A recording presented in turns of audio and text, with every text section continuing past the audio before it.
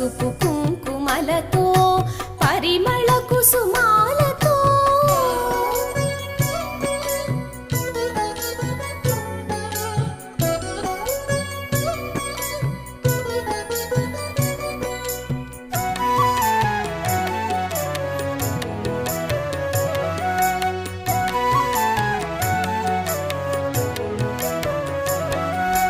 మంగళ గౌరిని కొలిచి యముని గెలిచె సావిత్రి చిత్తము దోచిన కృష్ణుని చేపట్టెను రుక్మిణి